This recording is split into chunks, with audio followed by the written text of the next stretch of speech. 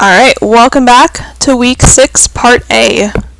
So in this video, we are going to talk about lists. So lists are a new data type. So I know we haven't talked about new types for a while. This is going to be a new data type. So far we've talked about what types? We've talked about integers, floating point values, strings, and the bool type. Alright, those are the types that we've talked about. If I'm missing any, please let me know. Those are the types that we've talked about though, as far as I remember right now. So lists, this is going to be our next type that we're going to talk about. So lists is actually really our first type that is a data structure. So if you've ever heard this term data structure, it's really just a fancy word for a type that can store multiple values in it. So it's a way to sort of organize data in your code internally. So lists are one of the more straightforward data types. It's basically a container that stores a sequence of values in its particular order. So each item that's stored in a list, we call them elements. And a cool thing about lists in Python, if you're coming from other languages, lists are going to be very similar to vectors or arrays. But the pretty cool thing about lists in Python, which may be weird if you're coming from other languages, is that they can actually store values of any type. So even the same list can store values of different types, which is kind of cool. So let's go ahead and talk about lists. So in Python, we use square brackets to show sort of the syntax for a list. All the elements in the list are separated by commas. So this is why when you're doing slicing with that indexing operator, which is also square brackets, we use the colon to separate the numbers, because if we use commas, Python would think that it's a list instead of saying, hey, I want you to slice up this string for me. So list in Python, square brackets, and then anything you're storing inside the list. Now again, these can be data of any type, including lists itself, which we will talk about later. You separate it by commas. So this first example here in bold, that is a list 1257. That is a list of integers. And the second example here, 1 hello 3.57, this is also a list where it has 2 integers, 1 floating point value, and 1 string. Alright, so let's talk about things we can do with lists. So just like with strings, how we can iterate over all the characters, we can iterate all the elements in a list. So strings and lists are actually going to have a lot of similarities, basically because they're both sequences. In a case of a string, they're sequences of characters. With lists, they're sequences of really anything. So going back to this example here, you can iterate or essentially loop through all of the elements in a list using a for loop. So this iteration works just like when you're iterating with strings. So you can have this variable here for item in this list, print item, and that will basically print each element in the list one at a time. Guess what? You can also use indexing with lists. So just like how we talked about a string, a sequence of characters, each of which has a position or an index, where that index starts at 0, it's the same exact thing with lists. So every single element in a list, since lists are ordered, each element has a particular position or specific index. So let's say, for example, you have this list, nums, and you want to access the element at index 0. So just like with strings, we start looking at those positions or indices with 0, not with 1, so be careful about that. So nums index at 0, that will give us the first thing there in our list, which is 1.0. And that negative number trick that works with strings also works with lists. So if I say, hey, print nums indexed -1, that will give us the last value in our list, which is pretty cool.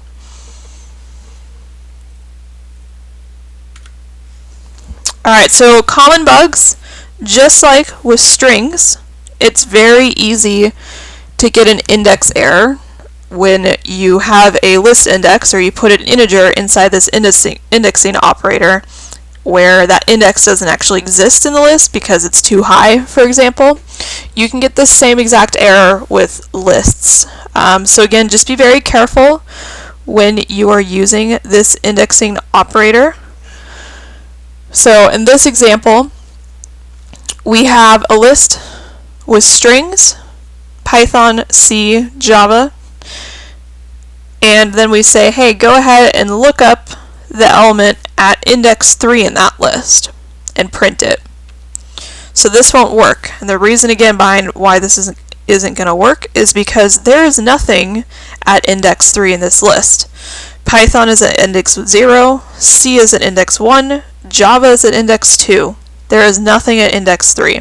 So this code right here will give you an index error. So again, just be careful whenever you're coding anything with these indices. Just make sure, double check, triple check that whatever number you're putting inside those square brackets, make sure that that thing actually exists. And guess what? You can also slice lists. So that slicing operator we just talked about with strings, you can also use it with lists. And the same sort of rules apply. You can have start, stop, you can have a skip, just like with range. You can leave out the start and the stop, and that'll default to 0 or end of the list respectively. So here's an example.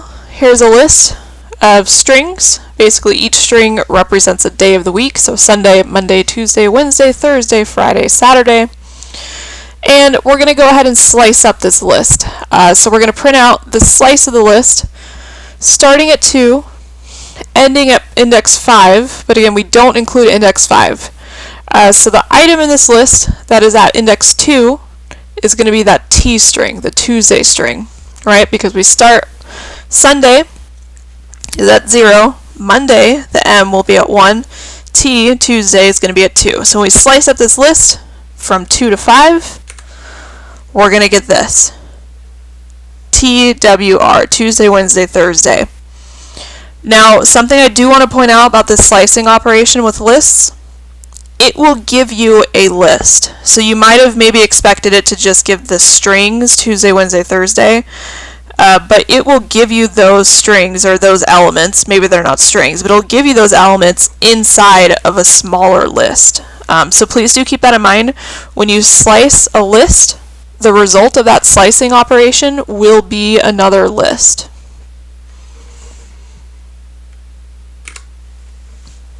Alright, so here's a couple of examples. You know the deal by now. Go ahead and pause the video, come back when you are ready to see the answers. Alright, so let's run through these. So here we have a list. The list is basically a couple of integers, right? 1, 2, 3, 4, 5. Super exciting list, I know. And let's talk about this first example here. Print nums 1. So something that you have to sort of keep in mind with lists, when you're indexing lists, right, meaning you're just pulling out one element, which is what we're doing in this first example, right? We're just giving it one number, there's no colon, we're getting it something at a specific index. We're not slicing it. Remember, slicing can give us multiple things. If we're pulling out something at an index, it's just going to give us one thing. So this first example, we are only getting one thing. This is the indexing operator, not the slicing operator. So the reason why I'm rambling about this is because the indexing operator, when you use it on a list, will give you something of the type of whatever the thing at that position is in the list. So in this list, everything is an integer, and we say, hey, Python, give me the thing at index or position 1 in that list.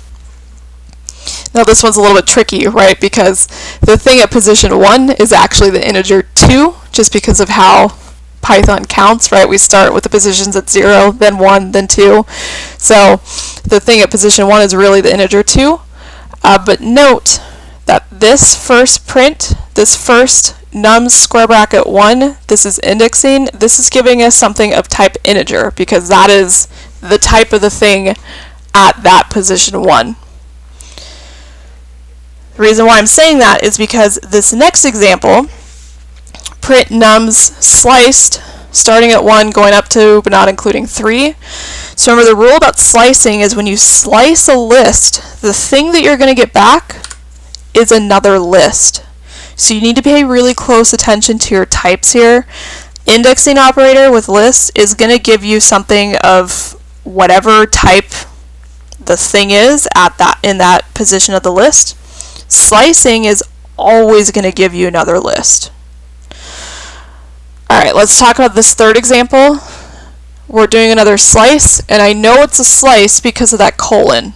That colon means, hey, we're slicing here. Even though there's only one number, because of that colon, I know that we're doing a slice. So we're saying, hey, print nums sliced, starting at position 1, and then the entire rest of the list, right? So in this third line here, this third example, we are missing that ending index, which means we're going to start at 1 and just go all the way through. So we'll get the list 2, 3, 4, 5. Alright, let's talk about this next example. Print nums sliced. Again, I know it's slicing because of that colon. So there's nothing that we're starting with, right? Because there's nothing on the left-hand side of the colon, which means we're starting at the beginning. We're going to start with a thing at position 0, index 0. We're going to go up to, but not include, the element at position or index 1. So this one's a little bit weird.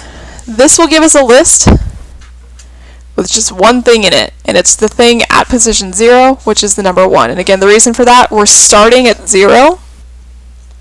We're going up to, but not including 1, which means we literally just have the thing at position 0. And slicing always gives us a list. Alright, now this last one also looks a little silly. Honestly, if you stare at these for too long, they look like kind of weird smiley emojis.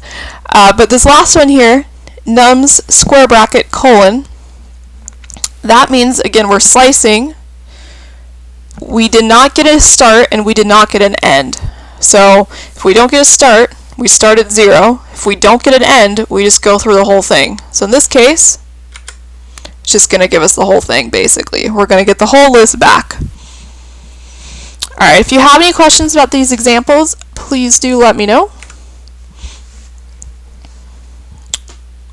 Another thing I do want to mention about lists is how you can join lists together.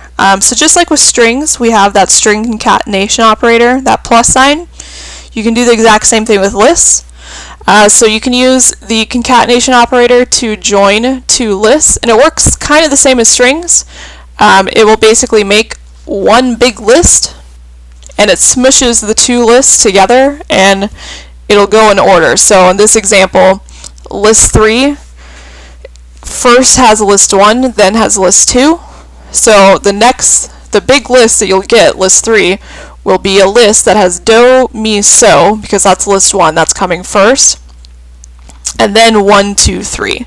So the concatenation, make sure you write it in the same order. That said, just like with strings, you can't concatenate lists with something that is not a list, right? Just like with strings, you can't concatenate, for example, a string and a number. You first have to convert the number to a string, right? We've seen that a couple times now. Same thing with lists. You can only concatenate a list with another list.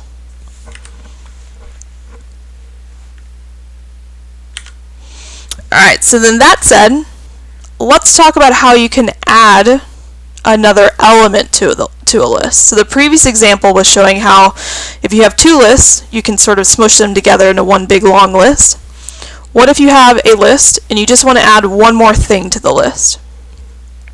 So again, list concatenation, that plus sign, only works if both the things you're concatenating are lists. So let's say, for example, you have a list, my list, that has 2 and 4 in it, and you want to add 3 to the list. So you want your list to be 2, 4, 3.